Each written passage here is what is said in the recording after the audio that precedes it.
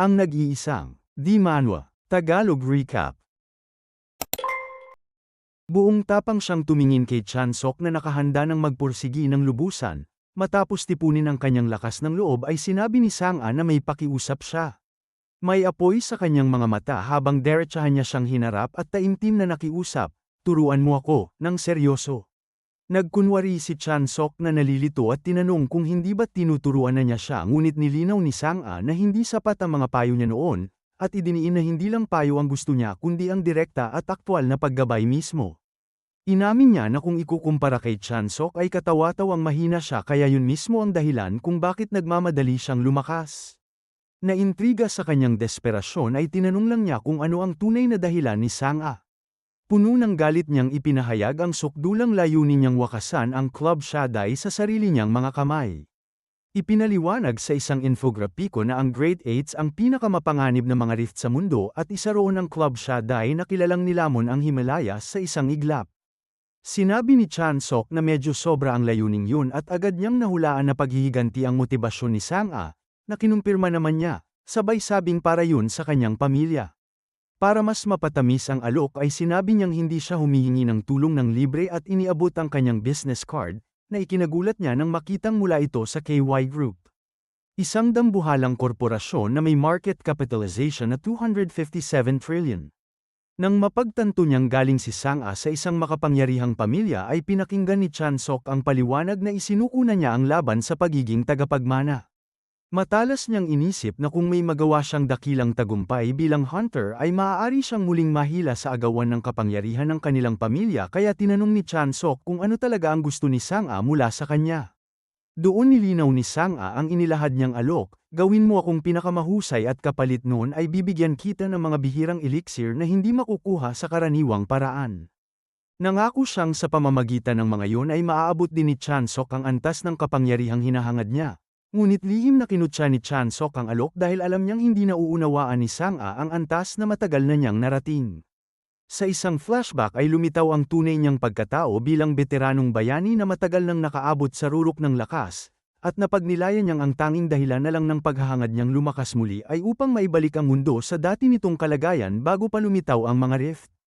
Pagbalik sa kasalukuyan ay kinamayan niya siya bilang tanda ng kasunduan, ngunit sinabi ni Chansok na hindi niya kailangan ng anumang bihirang gamit. Sa halip na elixir ay humiling siya ng isang simpleng bagay at napagkasunduan nilang magtungo sa isang medical center. Sa ospital ay masusing nagtatala ang doktor ng kalagayan ng mga nailigtas na biktima, at lumapit sina Chansok at Sang-a upang magtanong tungkol sa oras ng paggaling ng mga 7 pasyente. Ipinaliwanag ng doktor na dahil sa matinding kakulangan sa nutrisyon ng mga ito ay aabuti ng hindi bababa sa 1 linggo bago sila muling makapagsalita at sasabihin na lamang sa kanila kapag nagkamalay na ang mga pasyente. Sang-ayon na pabayaan munang magpahinga ang mga ito ay paalis na sana ang dalawa nang walang patumpik-tumpik na sabihin ni Chansok sa nagulat na si Sang-a na magsisimula na agad ang kanyang pagsasanay. Dinala niya siya sa isang liblib na lugar para mag-ensayo, pero bago pa man magsimula ay tinanong niya muna ang kanyang estudyante. Tinanong niya kung sa tingin ba ni Sang-a na kaya niyang iwasan ang kanyang sibat kung iwawasiwas niya ito ng buong lakas niya. Inamin ni Sang-a na magiging napakahirap yun at nagtaka kung bakit pa niya tinatanong ang isang napakalinaw na bagay dahil sa malaking agwat ng kanilang mga kakayahan, ngunit pinabulaanan siya ni Chansok at iginiit na tiyak niyang maiiwasan yun kung gagamitin niya ang lahat ng kanyang pandama ng sukdulan. Inutusan siya ni Chansok na tumingin gamit ang mga mata, makinig gamit ang mga tainga, namnamin ang paligid sa pamamagitan ng pang-amoy, at damhin ang lahat gamit ang balat. Habang unti-unting lumalapit si Chansok ng nakakakaba ay sinabi niyang sakupin ni Sang-a ang lahat ng kanyang pandama at lumaban sa antas ng kamalayan. Hindi ng instinct. Matapos ang paliwanag ay tinanong ni Chansok kung may natutunan ba siya, ngunit biglang tinangkang bunutin ni Sang-a ang kanyang espada at bago pa man niya maunawaan ang mga sinabi ni Chansok ay bigla itong naglaho, dahilan upang magpanik siya at desperadong subukang hanapin si Chansok. Ang una niyang ginawa ay ang pakikinig sa anumang galaw. Ngunit mali, sapagkat agad na lumitaw si Chansok sa likuran niya na may talim sa kanyang leeg. Sinabi niyang napakabagal ni Sang-a at ipinaliwanag na sa labanan ay ang pandama ang dapat mauna bago ang pag-iisip. Habang nakatutok ang sibat sa kanya ay pinayuhan siya ni Chan-sok na tanggapin na lamang ang sinasabi ng kanyang mga pandama at agad na kumilos dahil ang mga pandamang hindi pa ganap na nahahasa ay maglilinlang lamang sa kanya. Matapos ang teoretikal na aral ay ipinahayag ni Chan-sok na oras na upang lumipat sa praktikal na pagsasanay. Biglang umalingaw-ngaw ang isang malakas na pagbagsak mula sa kalapit na medical center, dahilan upang mapalingon ng pulis na nagbabantay sa ospital sa ulap ng alikabok na umaangat mula sa lugar ng ensayo. May isa pang pulis na tumakbo papalapit, nagtataka kung nasaan ang kanyang kasamahan, at handa na sana itong pagalitan dahil hindi agad tumawag ngunit napahinto siya sa matinding pagkabigla. Nakatitig na hindi makapaniwala habang nauutal na sinasabi, "Ha, ano yun?" Ang pinagmula ng kaguluhan ay ang marahas at mapanirang sparring session nina Chan-sok at Sang-a, kung saan desperadong ipinagpapatuloy ni Sang-a ang kanyang walang tigil na pag-atake. Kalmadong hinarang ni Chan-sok ang mga atake ni Sang-a gamit ang katawan ng kanyang sibat, saka walang kahirap-hirap na itinaboy ang talim ng espada sa pamamagitan ng pagtulak sa braso nito, at sa bawat salpukan ng kanilang mga atake ay napipinsala ang lupa sa paligid nila. Gayunpaman, sa kabila ng napakalaking agwat ng kanilang lakas ay muling hinigpitan ni Sang-a ang pagkakahawak sa kanyang espada na handang sumugod muli, ngunit naghanda si Chan-sok ng isa pang malakas na pababang hampas ng sibat, kaya nanlaki ang mga mata ni Sang-a sa takot ng mapagtanto niyang imposibleng maiwasan ang paparating na atake, ngunit sa sandaling yon ay sumigaw ang isang pulis na tinatawag si Ginoong Yu Chan-sok, dahilan upang ihinto niya ang sibat ilang pulgada na lamang mula sa mukha ni Sang-a. Agad na ipinaalam ng pulis na may isa sa mga nailigtas na biktima ang nagkamalay na at hiniling na sumama sila.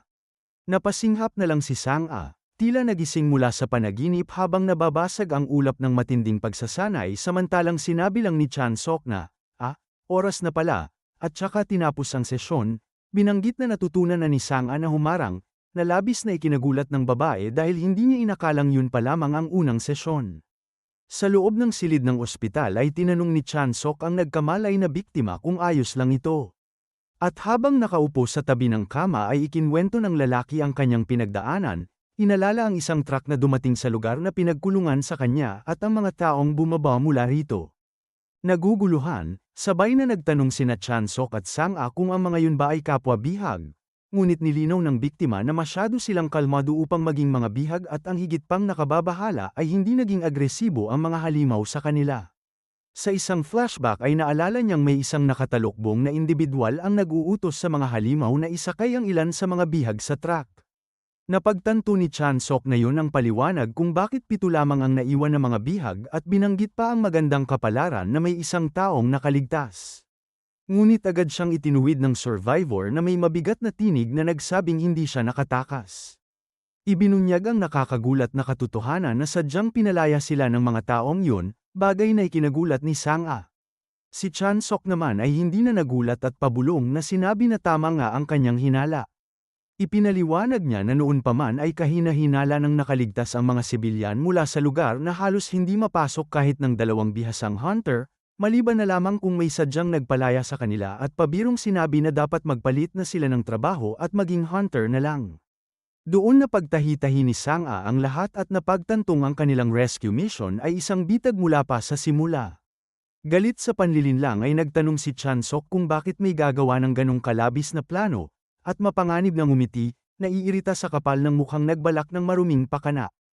Tahimik namang inisip ni Sang-a kung saan nagmumula ang galit ni Chan-sok. Galit ba siya dahil minamaliit siya, o makatarungang galit dahil ginamit ang buhay ng mga tao bilang pain?